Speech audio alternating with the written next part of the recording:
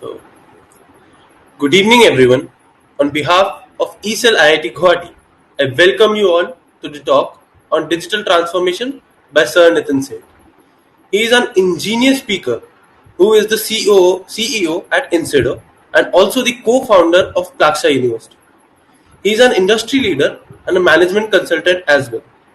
He has also been the COO at Flipkart, and he is the author of the inspiring book Winning in the Digital Age that answers one's queries on how to actually win in this ever evolving world. So, without wasting your valuable time, I invite Nitin sir to please come and enlighten us with this talk. Thanks, Amyak. Thanks for inviting me to talk to all of you. Good evening to all friends here. And first, I just want to start by saying that look, we are living in really unprecedented times. With the COVID crisis impacting our country. I'm sure most people would have been impacted in some way. So I'm really I just wanted to acknowledge that, and B, appreciate that in these times you're having a conversation like this, because what option do we have but to stay positive and to look forward. Yeah. So today's topic is winning in the digital age. It's a very, very big topic. I'll take the next 30 minutes to give you a brief perspective on it. And then I would love to hear from you, to answer to hear your questions, answer them. But I do have a presentation. Let me try launching it. Okay.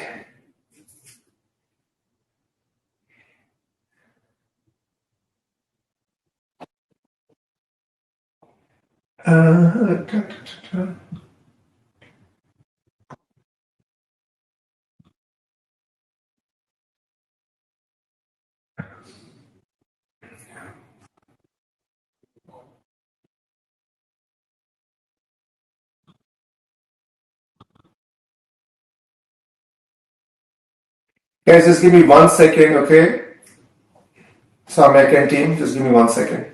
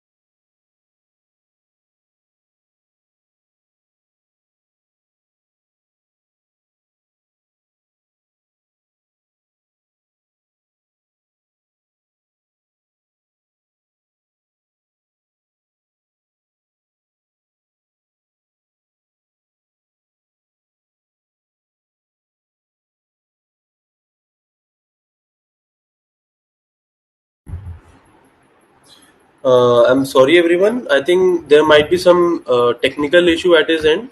We are trying to recontact him. So please hold yourself for some time, and he is joining soon.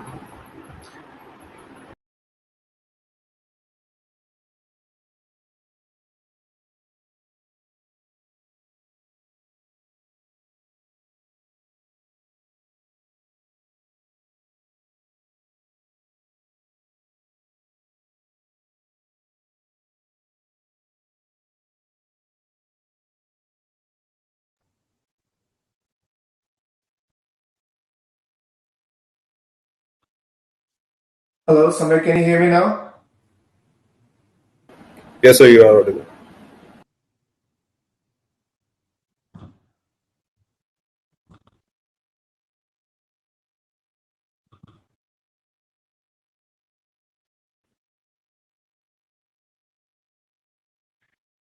Hear me now?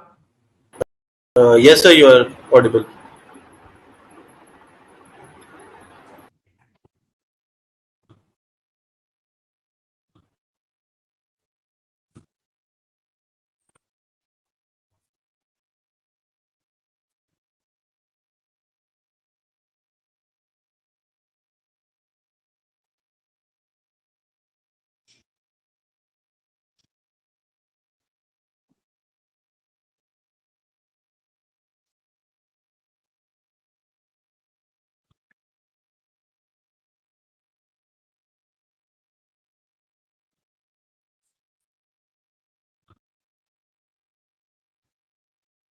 Samir, can you hear Yes, me? sir. Yes, sir, it's okay. And can you see Fine. the presentation? Yes, sir. Okay, apologies for that. This first time I'm using AirMeet, and there was a bit of a challenge in presenting and sharing my screen. We are back on. So, winning in the age, it's a big topic. We are in the digital age. It is the mega trend of our times. And it is changing our lives dramatically. It's changing our lives as consumers, as how we consume information, how we shop, how we just any aspect of our lives. At the same time, it is having dramatic implications for all businesses, irrespective of the industry you are in. It is having a dramatic impact. And billions of dollars are being spent on digital transformation. At last count, over $2 trillion have been spent on digital transformation. That's a huge number. But at the same time, most estimates say that 70% of digital transformation initiatives do not meet their full objective. So just think about it: 70% of $2 trillion going waste. That's a huge number, and that's something that which has always intrigued me. That hey, why is that? Why there is such a huge opportunity, but why is it that so much of it is going waste? Yeah, and that really is what I want to talk to you. That is the topic on which I have written this book, Winning in the Digital Age, which brings together my experiences across McKinsey, Fidelity, Flipkart, and now Incedo in, hey, what is really happening in digital, what is fundamentally different, and what do all the anybody who is in business, what do they need to do differently to win in the digital age? Okay, so just to get us going, so over the last 400 years, the world has gone through these successive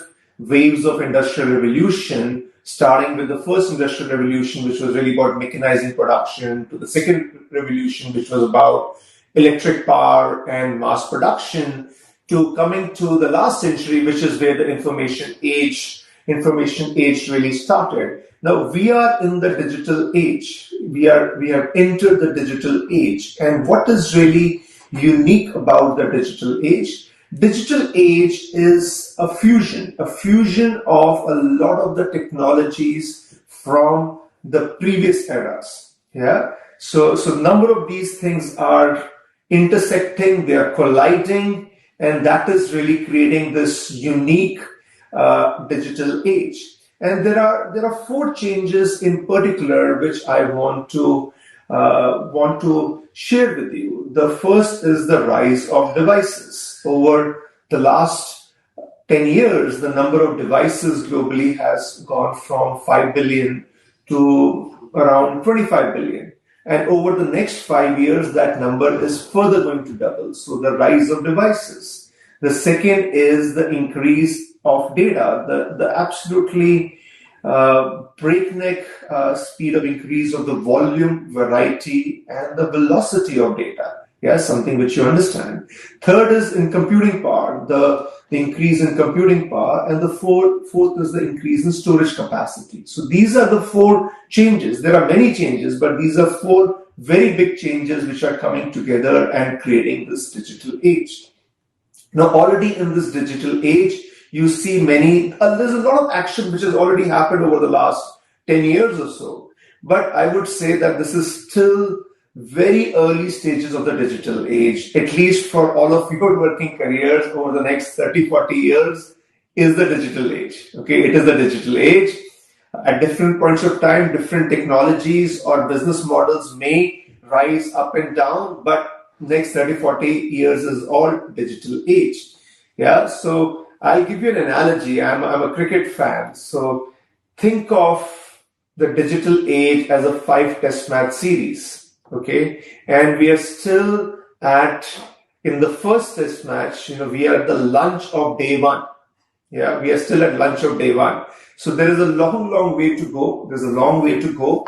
And the implication is that, hey, there is a lot to play for. There's a lot to play for that, like in the India-Australia test match series or the India-England series, even if you lose the first test match, you can go and win the series quite remarkably. Yeah. So that's the message. We are still in the early stages of digital age and there is a lot to play for. The second point I want to make is that in the digital age, there is no place to hide. Okay. There is no place to hide. You either win big or you lose big. Okay. So normally, especially in India, there is this whole thing about play it safe, take a balanced approach. And in the digital age, there is nothing like that. There is no middle ground. Okay, there is, you have to go for it. Because the biggest risk in the digital age is actually not taking risks, because either you win big or you lose big. And the examples are very clear for us. You look at companies like Apple and Amazon. Each one of them, again, that magic $2 trillion number, their valuation is around $2 trillion. Same as India's GDP, makes them one of the largest countries in the world. You look at Tesla, a company which is not too old, 10 odd years, and its valuation is more than that of the top 6 automobile manufacturers combined. These are companies like Mercedes-Benz, BMW, Volvo, General Motors, blah, blah, blah, Toyota, Honda. Tesla is more valuable than all of them combined. At the same time, you look at the losers. It's Nokia. For most people of my generation, the mobile phone was synonymous with Nokia, and Nokia is pretty much gone. You look at the retail industry which has been hit maybe the most by the digital age. You look at US and you look at Sears, Kmart, these were the giants and they are now pretty much gone. Yeah. So it's the gap between the winners and losers is really quite remarkable. Yeah. And over the last 18 months of COVID, this whole process of digital transformation has got accelerated massively, and therefore the gap between winners and losers has also increased. Now, while COVID has been disastrous from a human perspective, from a business perspective, it has not been as bad as what we perhaps fear. Yes, a lot of businesses have got hit very badly, but at the same time, there are many winners. The top players have done remarkably well, and digital has been the success with digital has been a very, very key differentiator. I will just take one example, which is video conferencing. We are having this conversation over video conference. Now, early last year, WebEx, was clearly the industry leader, WebEx by Cisco. But you look at 12 months and Zoom has really zoomed ahead. Yeah. So again, you can't be in the middle. Either you win big or you lose big. And so you have to act. So let's get into a little bit of depth, that why is it that so many great companies are finding it so difficult? Companies like General Motors or Sears, you can't say that these were poorly managed companies. Why is it that there is such a challenge, with many of the companies in adapting and winning in the digital age? There are challenges both around strategy and execution, but the main concept I want to share with you is that many of the existing companies are still playing an old game. Okay, the fundamentals of digital age are very different, but if you continue to operate, with strategies, with methods, which are based on previous fundamentals, what will happen? You will lose. It's again, I'll go back to the cricket analogy. The game has, if from a 5-day test match you have moved to a T20 and you're still playing with the rules of 5, or still playing with the method and the rules of a 5-day test match, you're going to lose. It's as simple as that. So how do we understand the fundamentals of the digital age? To me, the simplest way of doing that is this concept of VUCA. VUCA. Yeah. What is VUCA? VUCA is volatile. It moves in a very unpredictable fashion, up and down. It's like a stock market ticker, constantly moving, and the pattern is not very, very clear. Uncertain. The outcomes are uncertain. You don't know what is going to happen. COVID is a very good example of that. Complex. The cause-effect relationships are complex. It's not 2 + 3 = 5. It's a multi-variable, multi-dimensional, very probabilistic cause-effect relationship, which is very difficult to discern. And finally, it is ambiguous. The reality is hazy. It's like a glass mirror on which you have a soot of dust. Yeah, the reality is hazy.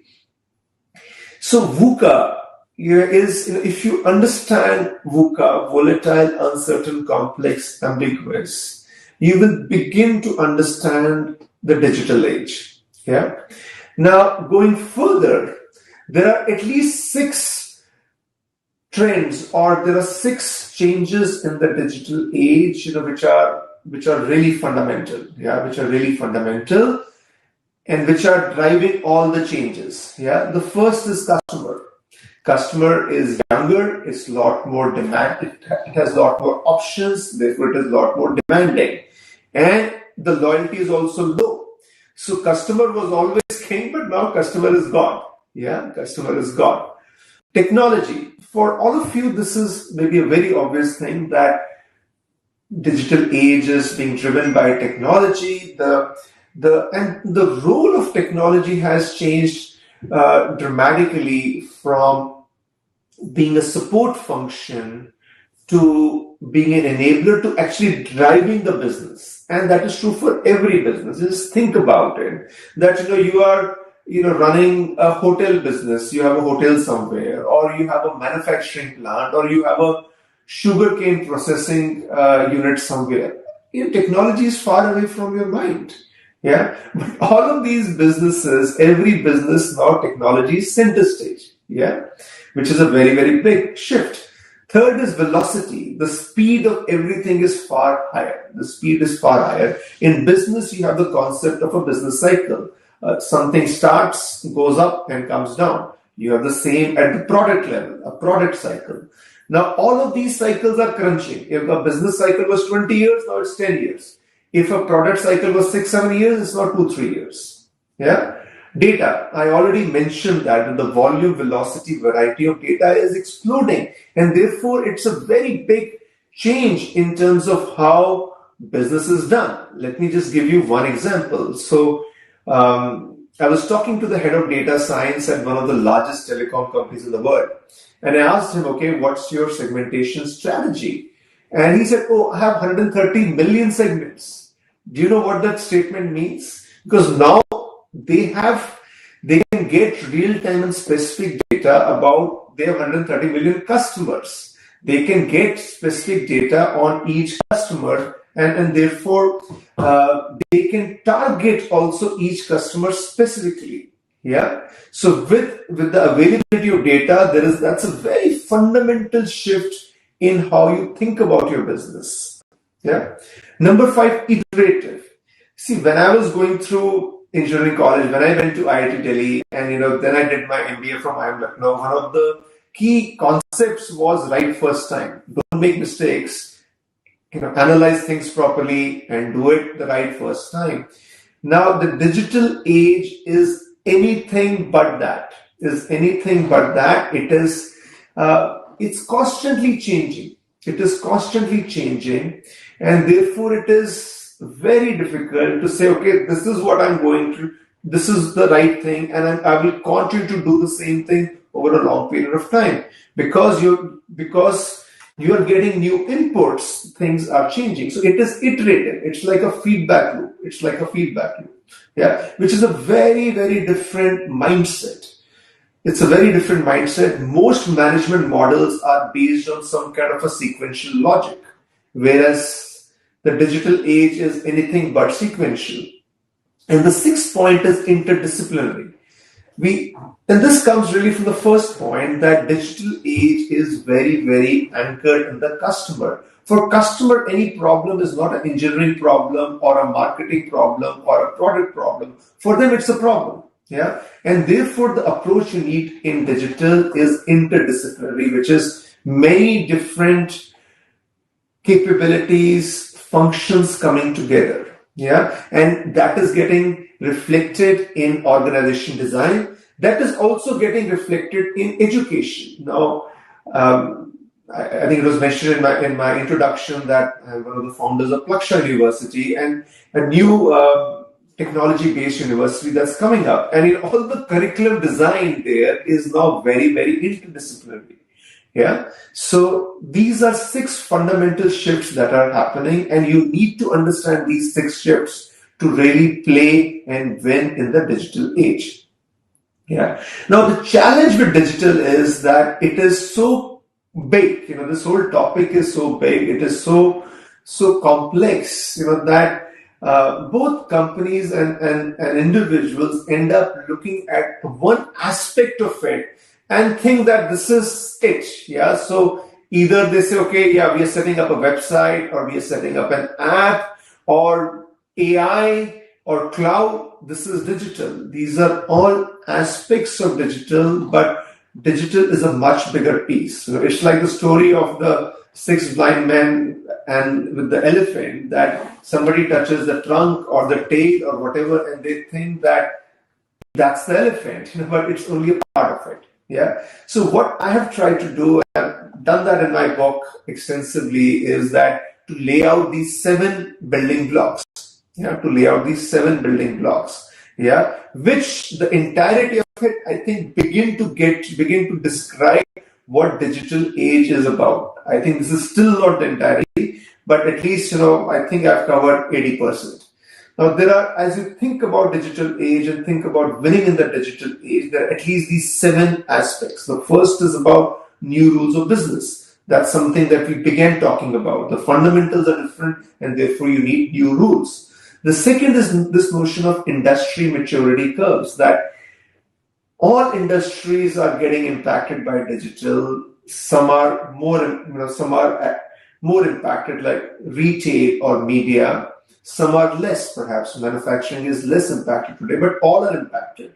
Now, across all of these industries, there are some common features. There are some common aspects. Yeah? So it is very important to understand those common aspects. Because if you understand that, you can project into the future that, hey, this is what is likely to happen in my industry. The third building block is around digital technologies. Now, again, an important thing I want to share with you is that digital is not equal to technology. So that's a big mistake that a lot of companies make. They think that digital is about a technology execution. No, it is a lot more than that. But having said that, technology is a very important foundation for digital, and that's the building block number 3. Building block number 4 is global. Digital by its very nature can't be done in a silo. Okay, both the demand side of digital is global. The moment you set up a website, it is available. It can be available to anybody. Yeah. So the demand side is global. Equally, the supply side. How do you deliver on global as a company has to. How do you deliver on digital as a company has to be global. Yeah, and let me explain that a very large part of execution in today's world is around technology. And in technology, you need to both reduce your costs and drive innovation. Both of those things have to be done at the same time. And you can't do that, without having a global supply chain and leveraging countries like India or Eastern Europe or Latin America. Yeah. So digital by its very nature is global, and that's a great opportunity for a country like India. Number 5 is around organization transformation. To succeed in digital, it is not just about your business model or the technology. It is about rewiring your organization to move with speed, to be interdisciplinary, and this is easier said than done. If I were to draw these blocks at scale, this building block number 5 of organization transformation would perhaps be the biggest one. Yeah, this is the biggest challenge for organization, and this is why a lot of the world-class companies are finding it very difficult. Yeah. So the first 5 building blocks were very much from an enterprise perspective. Yeah. Now the next 2 building blocks are from an individual perspective, that entrepreneurial leadership. If all of this change has to happen, who is going to do it? Yeah, leaders will need to step up and do this. And the expectations from leaders are very different. Yeah. For a long time, there has been this thing about from managers to leaders. Yeah, a manager is somebody who executes on a given task, whereas a leader is somebody who defines the vision. Yeah. Now, in this VUCA world, in this digital age, when so many things are uncertain, it is truly the era of managers is gone, and it's the era of leaders. Yeah. So it's a very fundamental shift. Yeah, because 99% of so-called leaders are really managers. Okay, so it's a very big shift that is needed, and every leader needs to be an entrepreneur. Okay, this conversation is being organized by the e-cells, something that you would relate to. Every leader needs to be an entrepreneur, and being an entrepreneur is not just about doing a startup. Okay, it is not about that. Being an entrepreneur is about creating. It's about creating something new, and to create something new, you need to have a great sense of ownership, and you need to take risks. Yeah. So entrepreneur is somebody who creates and who takes risk in doing that. Yeah. So whether you do a startup, whether you are in a job, you need to be an entrepreneur, and that's a very, very big shift. Yeah. And which gets us to building block number 7, which is all of you, the next generation talent. What are the capabilities? What are the new skills that you need to develop? Now, this is a very, very big topic. I will go through just a couple of these, maybe 1, 2, 3, and maybe a little bit of building block number 7, and just kind of give you some insights on it. Again, it's a very big topic, and if you get a chance, you should read my book, where I have laid these out in a lot more detail. Okay. So the new rules of business, and this is probably the most important starting point, that it's a new game. Digital age is a new game. So what should be the new rules of business? Yeah. So rule number 1, innovate and shape the future. Yeah. Now, how does business typically work? The business typically works on history. Okay. This is what we did last year. I did $100 million. This year I'm going to do I'm going to be very bold. I'm going to grow by 20% and I'm going to do $120 million. Yeah. So now what is the fallacy of such thinking in the digital age? Now in the digital age, there is so much change. Either markets are exploding. Okay. Either markets are exploding or markets are contracting, are shrinking. Yeah. So the change is too high, and because of that, the past is not a good indicator of future. Yeah. So the only way you can succeed is if you are shaping the future. If you are shaping the future. And what is shaping the future? That is innovation. So you have no option but to innovate. That is the only way of ensuring, of future proofing yourself and ensuring that you are winning. Yeah. So that is the first rule: innovate and shape the future. The second rule is around strategy, lies in connecting the dots. Yeah. Again, historically, how has strategy been done? Okay. How does the strategy to execution cycle work? You do an industry level study. Based on that, you do a corporate strategy. From a corporate strategy, you do a business unit strategy. Then you do a functional strategy. This is my product strategy. This is my sales strategy. This is my distribution strategy. Then you get to like a annual plan. In that annual plan, you will have initiatives and you execute. Yeah. Now this is a process how strategy has been done for the last 30, 40 years. Okay. I spent a lot of my career, 14 years of my career in McKinsey. McKinsey is, one of the preeminent firms, strategy consulting firms in the world, and this is how most people do strategy. Now this is completely again does not make sense in the digital age, in the VUCA world. The best laid plans do not survive contact with reality in this VUCA world. Yeah, it's like Muhammad Ali, the famous boxer, said that everybody has a plan till they get punched in the face. Yeah. So now what do you do? Now it's execution which is the king in the digital age. So you do need to have a strategy, some broad strategy. I will call it agile strategy. And then you get to execution, you get to initiatives that need to be executed. You put focus on them. What works, you do more of. What doesn't work, you do less of. Yeah. And you connect the dots and you look, and that's your strategy. Yeah. So it's a lot more iterative relationship between strategy and execution than has been the case so far. Okay. So again, each of these rules, there is a lot to be discussed there, but I will leave it here. I want to make sure we have some time for Q&A. Moving on to the next building blocks, which are, hey, what are some of the trends, which are common trends across industries? Yeah, which whatever industry you are in, that is happening or will happen. Yeah, and it's a very, very, again, for all of you, you are engineering students. I would think that many of you want to go in business. This is something very important for you to understand.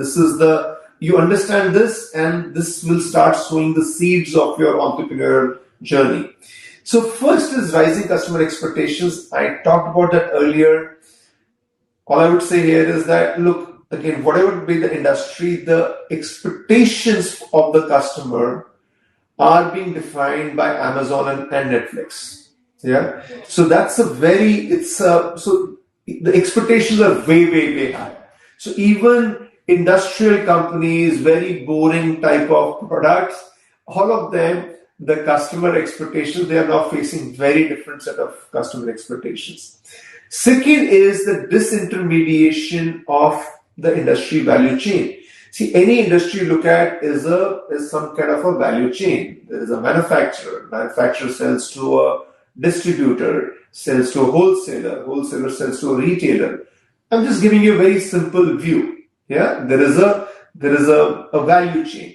Now, what is happening because of digital is that you can disintermediate the value chains. The manufacturer can now sell directly to the end customer. Yeah. So across industries, the direct channel is becoming more and more important. So in business, you have B2B, B2C, all of these different acronyms. Whatever may be the industry, B2C is becoming more and more relevant. Yeah. Number 3, blurring boundaries across industries. Yeah. Because of so much of a shift in value chains, the entire definition of what that industry is completely changing. Is this company? I'll give you an example of telecom. As Incedo, we serve some of the largest telecom companies in the world, and it's very difficult to say it's a telecom company or it's a media company. The lines are constantly blurring. Yeah, their investment is all in 5G, in telecom infrastructure, but the monetization is all through media, is all through content. Yeah. Number 4, new competitors are emerging. Whatever may be the industry, you have new competition coming. And why is new competition coming? It's coming because of new technology. And it is coming because the entry barriers in digital age are low. It's easy to get started. Yeah? So you have new competitors coming and not where you expect them from. Yeah. So if you look at banking, again, industry, we do a lot of work in. You have the fintechs, but even the fintechs have become old news. Yeah, these banks are like JP Morgan, Citibank, Bank of America, Wells Fargo. Most of these institutions have been there for hundreds of years, and they are facing challenge from these new players who are 5 years, 10 years old. Yeah, but it's not just that. If I talk to Citibank, they don't worry so much about fintechs as they worry about Amazon and Google. Yeah, who would have thought that Amazon and Google will be competing with these financial services giants? So new competition. I talked about the product cycle shrinking. It's again one of the key things which is happening across industries. And why is that happening? It is happening because of product proliferation. Yeah, any industry, there is a lot of product proliferation. And because of all of this, and because of the transparency that digital brings, there is a lot of price pressure. Every industry, there is a downward pressure on pricing. Okay, every industry I know of, there's a downward pressure on pricing. And your costs, if they are constant and the price is coming down, what is going to happen? Yeah, your profits are going down. Yeah, and this is again now in existing segments, existing industries across the patch, the profit pools are going down. So again, it goes to the point. The only way you can really win is through innovation. Yeah. So again, a lot to cover. I covered them very, very quickly, but this is a very important slide around some of the fundamental shifts that are happening across industries. Let's spend a quick minute on digital technologies. It's a big topic again, and as engineers, you would have some sense of it. Now, there are so many different ways in which the digital technology stack can be represented. And I've tried to present it in these 7 building blocks, make it very, very simple, very easy. The starting point of the digital stack is the experience, is the customer experience. It's often called design or it's called UI UX. That is typically the start of the digital transformation journey. That is powered by analytics. All the personalization which you see in any digital interaction, that is powered by analytics. Yeah, and analytics to me is a real source of competitive advantage in this digital age. Now, a lot of what you see in digital is at that experience layer, but that cannot be delivered. The promise cannot be delivered by a fundamental change of the operations. Yeah, which requires many things. That is automation, that is chatbots, and there's a lot of change which is happening at the operations layer, which you don't see much of.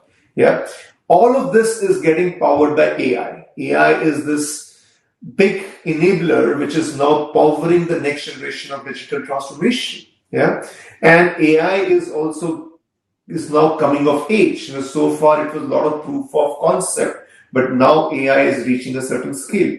Now all of this is powered by data. So data is like the in Hindi we have this word sutradhar, yeah, is the conductor, is the orchestrator. So data is probably the most important aspect across the digital stack, and these are supported by two big infrastructure building blocks, which is cloud and blockchain.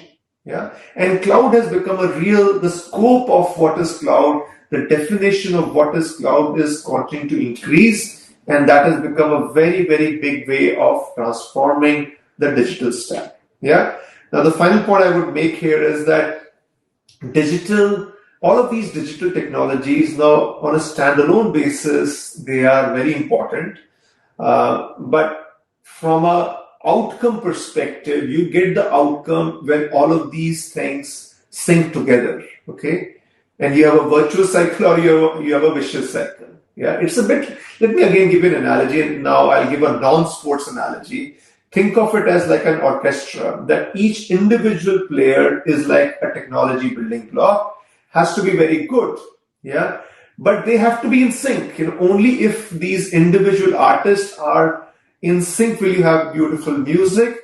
If they are not in sync, you may have good AI, you may have good design, but if they are not in sync, and the conductor, which is data, is off cue, then you will have very jarring, poor music.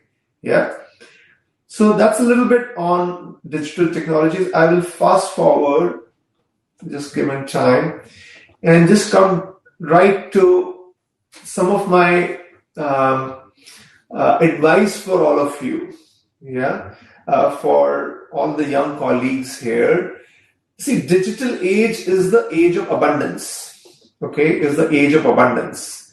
See, when I was growing up in the 80s, it was not an age of abundance. It was an age of scarcity. Yeah, and because of that, there was a lot about, it was very risk averse. Okay, there were few choices. Either you become an engineer or you become a doctor. If you become an engineer, you have to go to an IIT. If you don't go to an IIT, then it's a crisis. Yeah. So that's the age. That was the age. But digital age is the age of abundance, and now that should really free you up to explore who you are, explore your passions, explore your interests, and really, really go for it.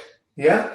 So there are many things we can talk about here. I will just, make two comments. First, be an entrepreneur. Yeah. Everybody here should aspire to be an entrepreneur.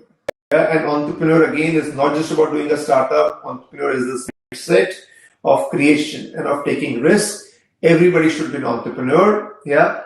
The second key comment I would make is that everybody here should aim to develop excellent problem solving skills. Yeah, excellent problem solving skills. In a world which is changing very rapidly, you have to see any specific skill you learn will only have a certain half-life, a certain time in which it is relevant. So you have to ask yourself, okay, what are the skills which are going to be durable? Yeah. And one of those really durable skills is problem solving, the ability of looking at any situation and to then zone down on what is the most important problem to be solved.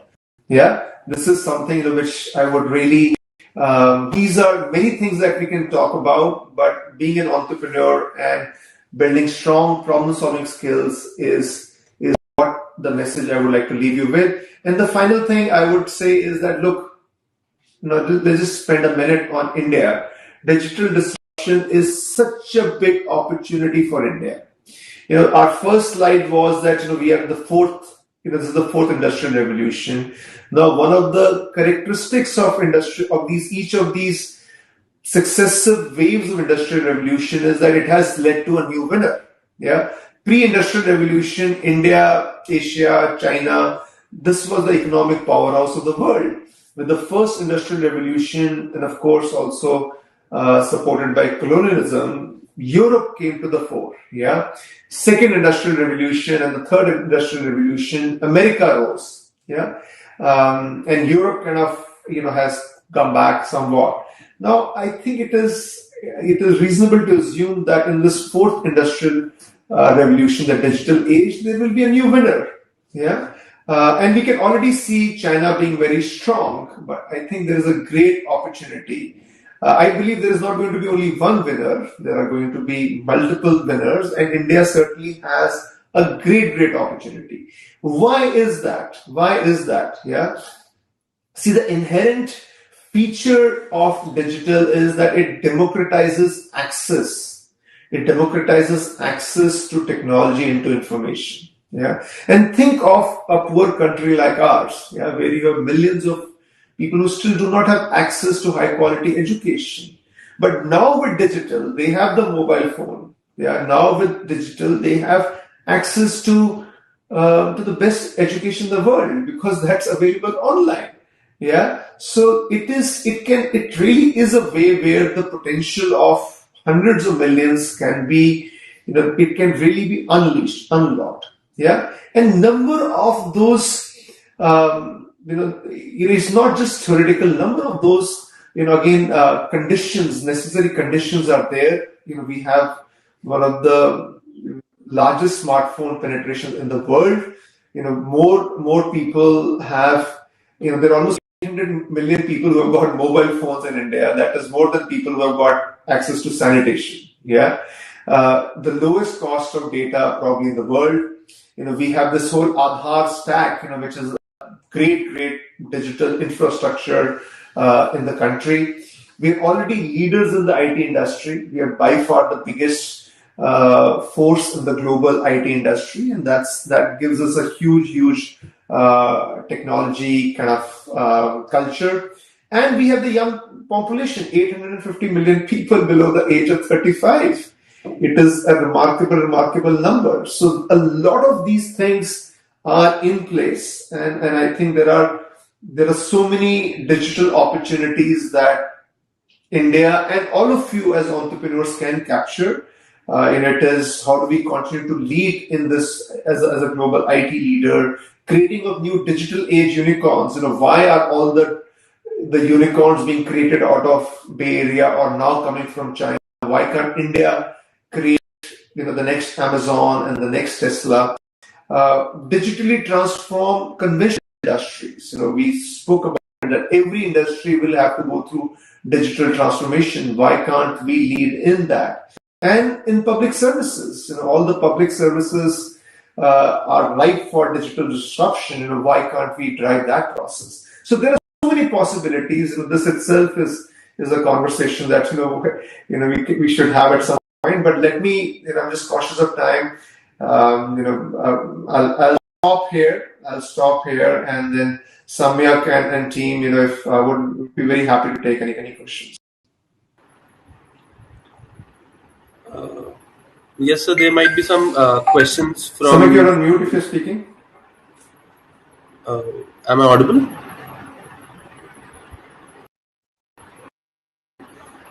Am I audible, sir? Sir, he is audible.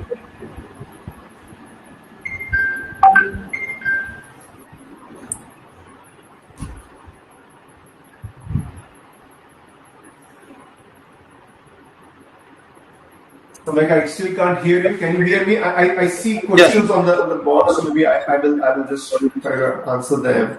Yes. Ketan has a question. In this digital age, what are the things we can give effectively to rural students to start his or her career, ignoring the traditional education system through any platform? How can he develop an entrepreneurial mindset? Phenomenal question, Ketan. I just spoke a little bit about it.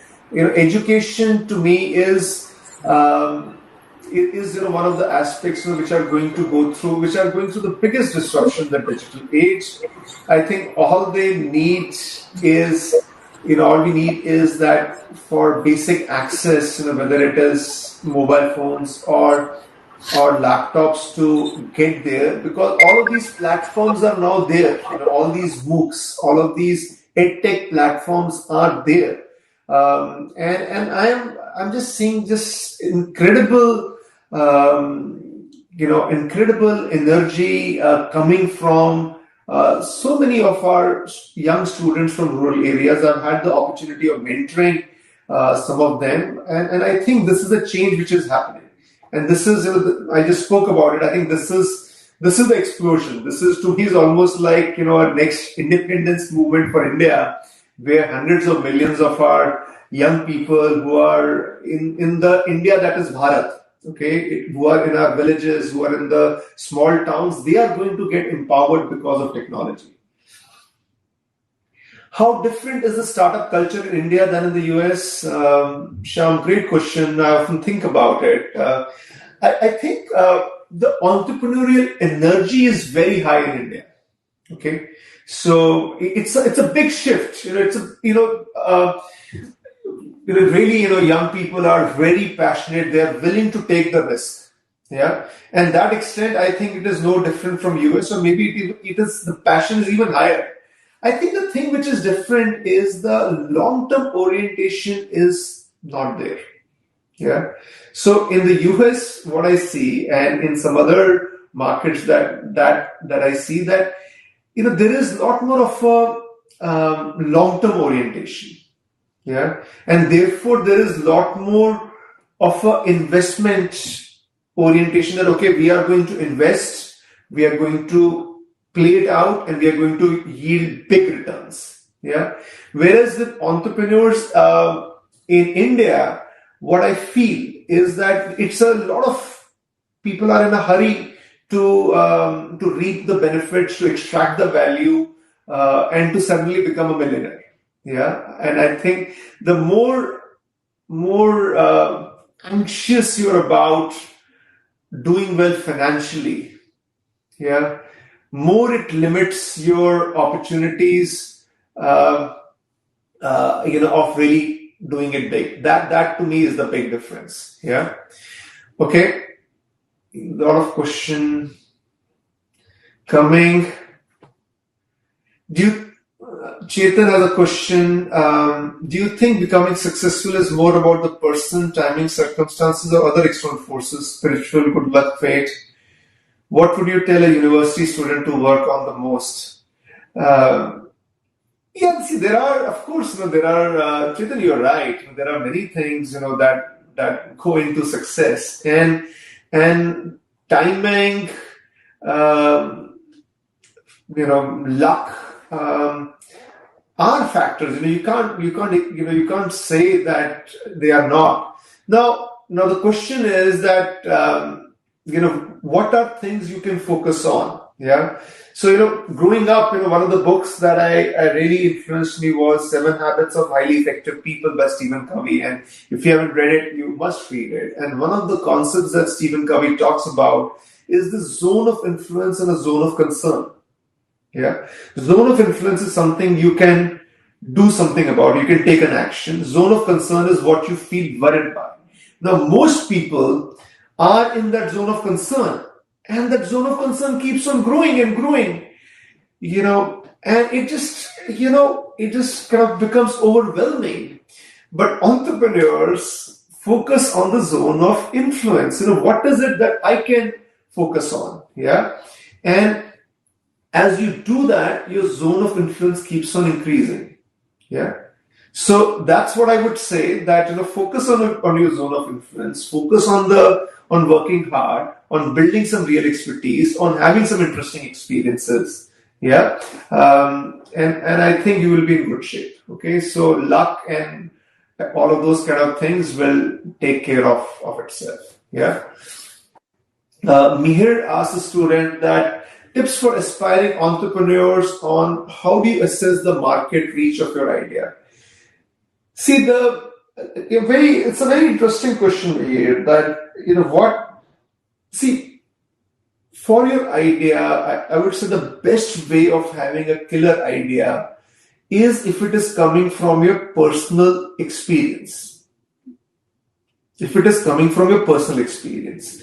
Again, there was this question about entrepreneurs in India versus US, and I have an opportunity of looking at both markets. I think one of the challenge in India with entrepreneurs is that there is too much of copy paste. Control C, Control V. Yeah. See a model working somewhere and okay, usko laga do, usko change do. And look, the most powerful ideas are not ideas you will not read them in a book, you will not get them in a class. They come from your personal experience. Okay, they're intense experiences. You look at Apple and you look at Steve Jobs' entire journey with Apple. It came from his personal experiences. Yeah, so go out there, have a range of personal experiences. Have a range of experience the world, man. Experience the world, and that is how great ideas will come. Yeah, and in today's world, even if there is the idea is strong, yeah, don't worry at this point whether it's $1 million idea or $1 billion idea. It doesn't matter. Yeah, okay, get going with something you really feel passionate about, and you know it. Okay, you know it, because the problem is that most times you only have a superficial understanding of the thing, and then we are trying to build castles on then it's castles in the air. Yeah, real experiences.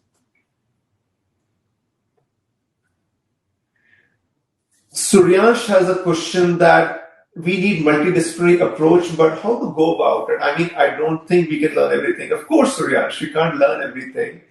It's there is something to be said about your own learning approach. Yeah. And as I mentioned in my comments, that education is becoming more interdisciplinary, and that's something, it's something to also think about. Yeah. I think I was fortunate that, when I was in IIT, in addition to all my engineering courses, I always had a great interest in English. So I took a lot of courses in humanities, and I think IIT has always had that thing, and I think that worked really well later on when I did my MBA. But the bigger answer to your question is the team. Okay, the approach to the way you design and deliver something multidisciplinary is the team. Yeah, how do you bring together people with different skills, complementary skills, and also as from an entrepreneurship perspective, from a startup perspective. So I'll give you an example from my own experience. So I had left McKinsey for a while and did this startup called Active Karma. Yeah, and I did it with 3 of my close friends from IIT Delhi. And it failed, miserably. In 2 years, we had to shut it down. And and this, we're all like IIT Delhi. Then I am. 2 of us were in McKinsey. Everybody was a gold medalist and topper. So it was like a great, very high quality group. But we failed. And I think one of my realization was that all of us were coming with the same mindset and also skills. Yeah. Now, in a successful, most successful startups you look at, you will see that there are different skills. Yeah. You look at Apple and you see, Steve Jobs and Wozniak, very, very, very different skills. Or you look at Microsoft, with Gates, and then, then Paul Allen and later Steve Ballmer, they brought different skills. Yeah. So it is the team. And then again, one of the things I would say is that in the digital age, no individual, I would even extend it to no one company, can do it all. So having partnerships and having this team thing is super critical. Okay. Ankit has a question. Baiju was digital for almost a decade, but this year it acquired Akash Institution, one of the leading coaching institutions. Why do you think Byju's didn't stick to being digital. See, Ankit, don't think of digital as just kind of, this whole separation of digital and physical world is, those differences don't get caught in that. Okay, so the world is very much about omni-channel. The world is customer centric. Okay, think of the customer. Okay, and then the way you need to think about it is that, okay, what is the customer journey?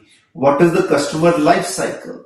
In that life cycle, in that journey, they have different set of needs. Okay, also it is not only one customer. There are many different types of customers, and their needs may change. Yeah, so something can be done for some customers purely digitally or purely virtually. Something may need that human interaction. Yeah, so you have to be very aware of that. If only the orthodoxy of, hey, my branch is the best, and this website is that is stupid. Equally saying it's only the website and not physical is also stupid.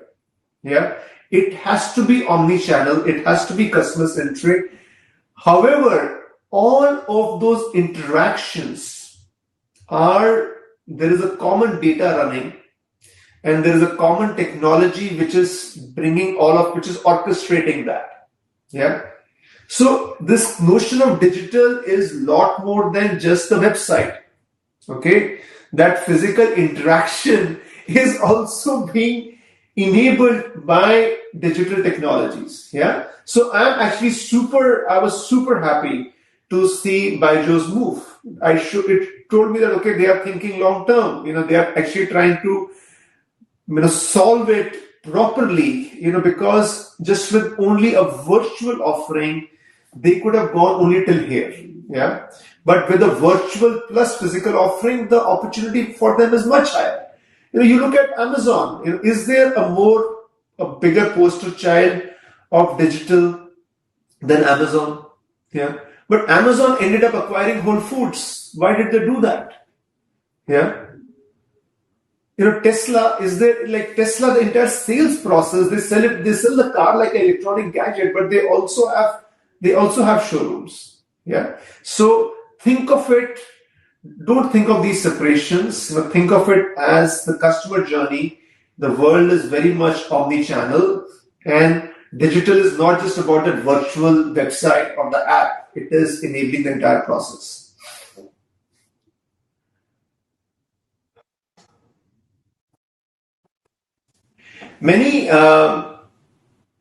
So Sham has a question that many aspects of our life became digital in this pandemic. Yes, many people found this as an opportunity to start their .com venture. Do you think this .com bubble will burst after the pandemic? I think the answer is perhaps yes. That any bubble will burst. Yeah. There is, and that's the nature of business, and that's the nature of life. There is excitement around something.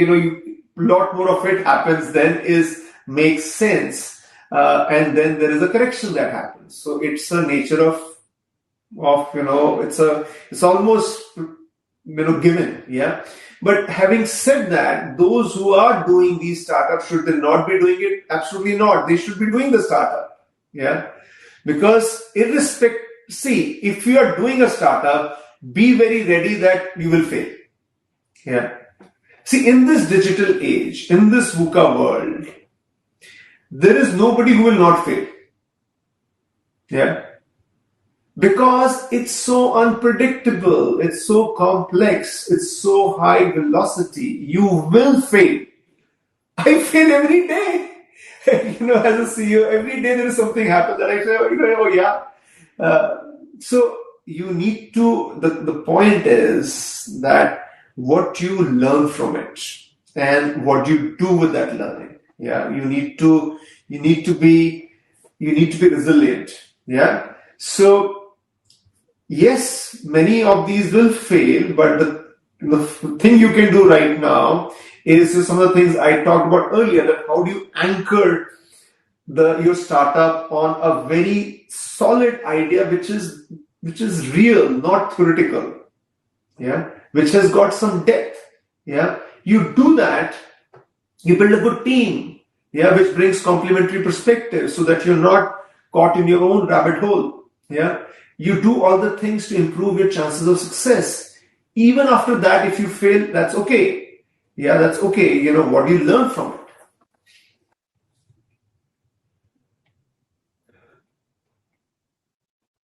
In 20s, where we have to focus more, it's a big question. I've already talked about some of the aspects, about have a range of experiences, deep experiences. How do you build your risk taking? How do you build your problem solving?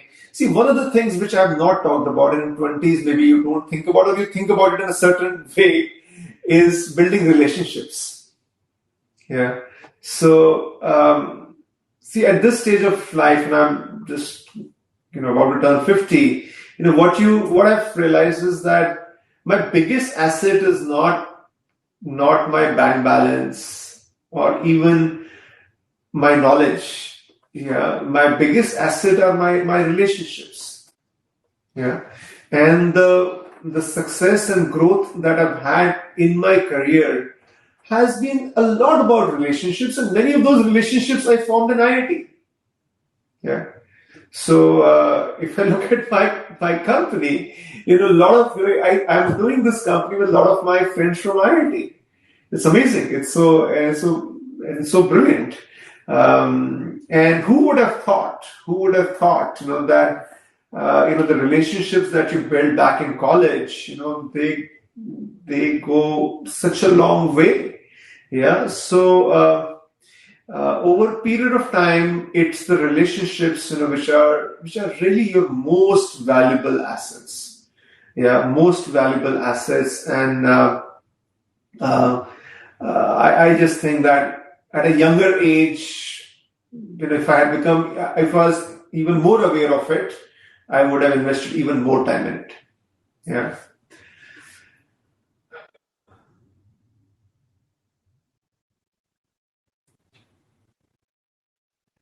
Gunjan has a question that what kind of obstacles exist for startups in transforming digitally and how to overcome them?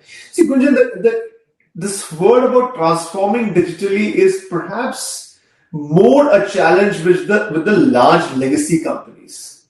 Yeah, because most startups have the benefits of starting digitally.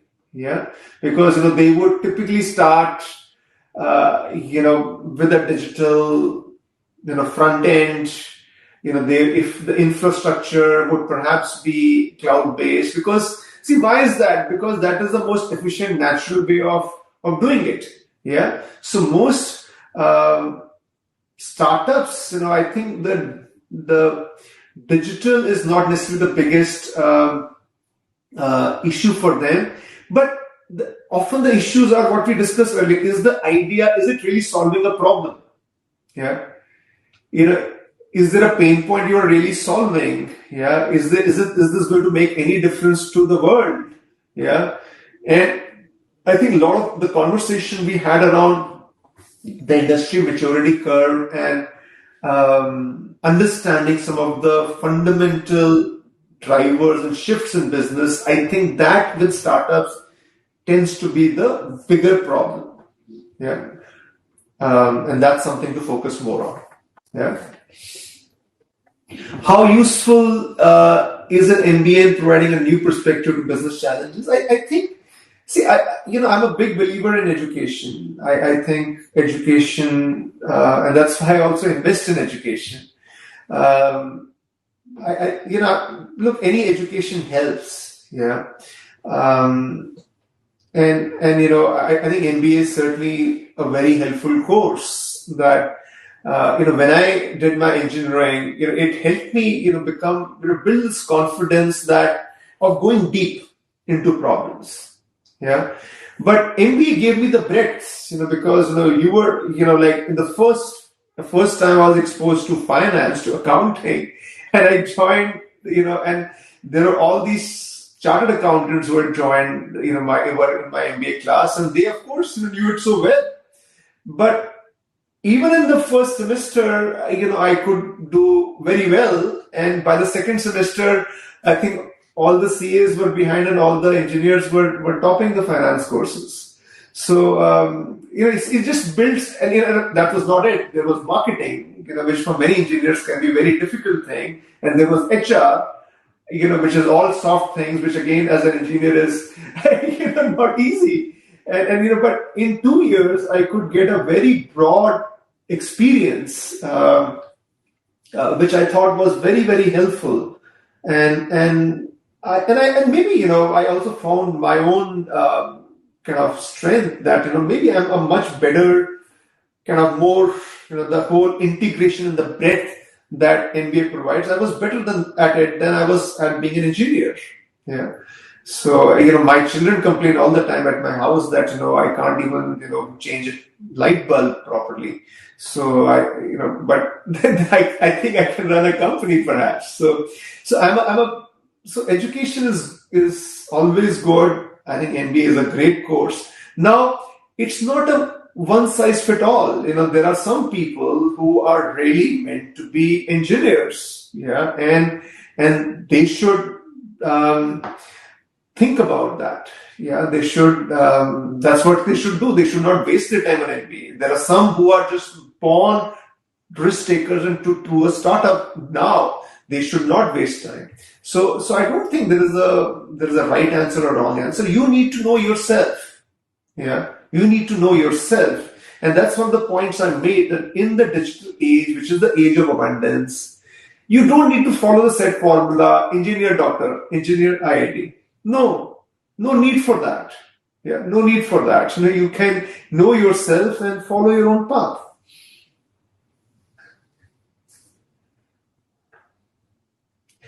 Someone has a question about cryptocurrency. The cryptocurrency in itself and its underlying technology, blockchain. So I'm a very, very big believer in blockchain. I think blockchain as a technology is incredibly powerful, and its time has not yet come. I think it's still playing out, but this whole, see, what is the underlying technology, blockchain? Yeah, you have to understand the fundamentals. Yeah, you understand the fundamental, you understand cryptocurrency. It's like a ledger. It's like a distributed ledger. Yeah, which is always real time. So what it does is that it provides a certain trust and transparency in all kind of transactions. Yeah, and the tax which is there in transactions. See, you let's say I'm in US. I want to transfer money to India, and I convert from dollar to rupee. There is a charge on it, right? So with the blockchain technology, with the cryptocurrency, you can go away from all of these taxes, all of this inefficiency which is there. Yeah. So at a fundamental level, is the concept of cryptocurrency is good? Absolutely. Is the underlying technology, blockchain, good? It's very good. Yeah. But what has happened is that this has got caught in this speculative loop. Yeah. Cryptocurrency today is not defined by its functionality and the value it is, or what are the problems it is solving, what is the value it is bringing. It is on, where is Bitcoin going to go? Yeah. And on that debate, I have nothing to add. Yeah, because I think that is purely, from my perspective, the realm of gambling, and that's not where my expertise lies. Okay, Samyak, I think we have answered all the questions that I see here. Any that I have not answered?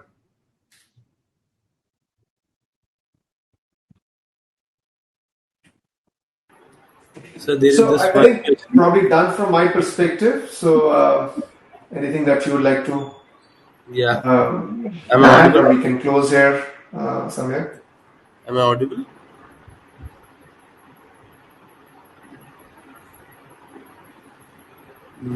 Yes, you are. Uh, Thank you so much, sir, for spending your time over this talk. It has been a great talk, and we, including me and everyone, learned a lot from it. It has been a very insightful talk, and I hope everyone should go on the path of entrepreneurship and learn how to take the risk as well as take part in various activities of entrepreneurship. Thank you so much, sir.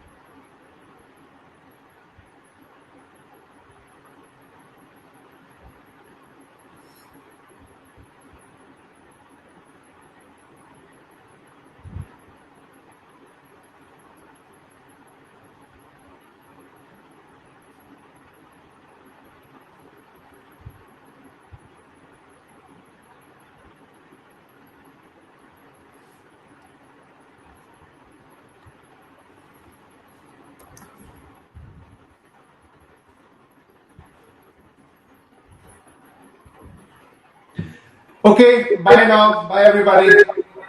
Thank you, sir.